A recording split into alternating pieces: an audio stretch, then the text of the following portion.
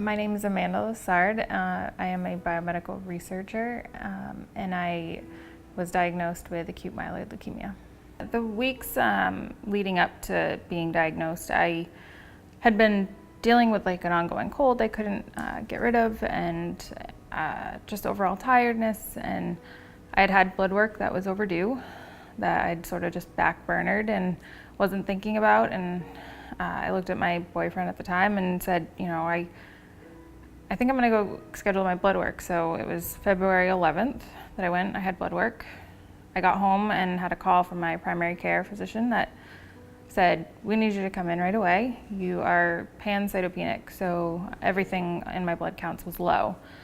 And from there, she was like, don't drive. I was like, well, I just drove home. But she asked me to stay and wait for somebody to bring me. And in that time, she called and said, we're gonna admit you to M1. At that point, I obviously knew something was serious. And I think in my gut, I actually kind of knew then that what it was. Amanda came into the hospital with low blood counts. Okay, she is and did get her PhD, studying a certain aspect of acute leukemia. So basically, her primary doctor found that she had low blood counts. She was brought into the hospital. And so what we do in that situation when somebody has low blood counts like that are concerning, we do what's called a bone marrow biopsy. As I'm doing the bone marrow biopsy at the bedside, I'll never forget this. She kind of looks up at me, and says, this may be the most ironic bone marrow biopsy you've ever done. And I looked back down at her and I said, yep. And then we finished the bone marrow biopsy, and then sure enough, it was acute leukemia. On the 13th, I found out, I got a call from Dr. Rausch, and I found out it was AML, or leukemia, and I obviously talked with my family and everything, and on Valentine's Day, I was in getting chemotherapy.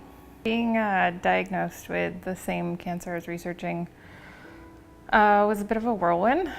It sort of didn't feel real, but it was sort of a blessing and a curse is sort of how I describe it. It was great that I knew so much about it, but it was also bad that I knew so much about it. She was an absolute trooper, through the whole thing, very realistic, very upbeat, and, wrote her thesis while she was in the hospital getting chemotherapy, so, yeah.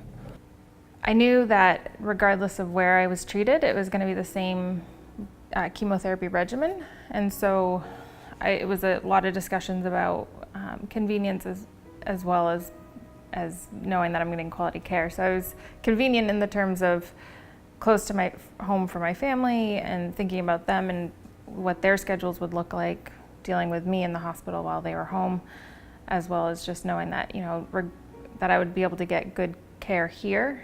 It was, I think, a lot easier for my family and their schedules to be able to know that, on their way to work and on their way home from work, they were able to come by and spend a couple hours with me before going home. My family also would bring in a lot of meals for me, home cooked meals, which was also a huge benefit to be able to have that comfort while going through chemotherapy.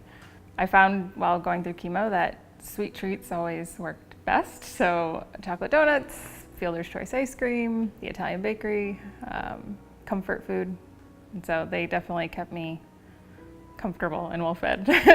One of the important things to realize about cancer treatment is a collaborative effort, and the less territorial you are, the better the patient does. So for most of our patients who come in, we will sit there, and even for not rare cancers, even for common cancers, we'll have a discussion, and almost always we'll bring up the idea of a second opinion, usually with Massachusetts General Hospital, either because the patient wants another opinion or because there's something about the case that we'd like somebody else to take a look at.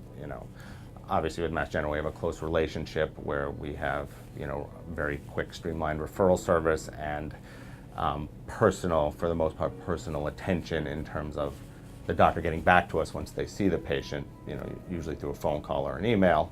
The collaboration with CMMC and Mass General seemed to be seamless. I felt like from the beginning, Dr. Rausch and Dr. Chen were communicating, and they were discussing my case and specifically what was the best standard of care for me.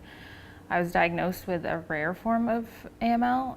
There's not many cases of it in the literature, and So I felt confident that with their open communication about what was the best treatment course for me, it was definitely the way. It was comforting to know that they were consulting and, you know, always on the same page about what was the best care for me for the next step moving forward. Amanda's case is a bit unique because we needed Massachusetts General Hospital to perform a service we don't perform here, which was stem cell transplantation, you know. And they also do induction of, you know, heavy chemotherapy for people with leukemia and stem cell, and specifically for Amanda, stem cell transplantation of somebody else's, a donor's stem cell transplant. You know, that's something that's not done in the state of Maine. So that was the first benefit, is that they offer that, something that's not offered in this state. But what Mass General does for us, again, like we talked about before, their streamlined relationship, how quickly we can get people down there, is also, I have the cell phones and the emails of all the doctors that are treating my patients, and they have mine, so the communication is instantaneous. One thing I noticed between both CMMC and Mass General is that, you know, you walk in and they knew you, they knew your story, they could talk to you on a personal level, and I just felt like it was easy, as easy it can be, I guess.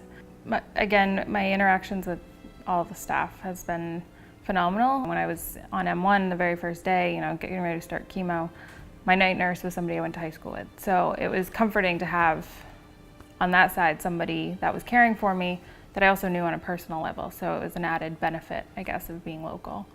Personally, with the system we have set up here, with the organization, with how the hospital has allowed us to set this up, with our focus on standards and accreditation and quality, and also with how fortunate we are to have the people we have, and many of whom grew up in this community and have deep roots in this community, I would put our quality and accreditation and our abilities and our outcomes against any cancer center in the state, or frankly in the country, including major academic centers. And that's been proven. You know, basically these aren't just subjective things, these are objective accreditations. I would, without a doubt, recommend CMMC's Cancer Care Unit, and their affiliation with Mass General is an added bonus. I've always felt confident that my standard of care has been top-notch, and so I couldn't say better things about the team that took care of me.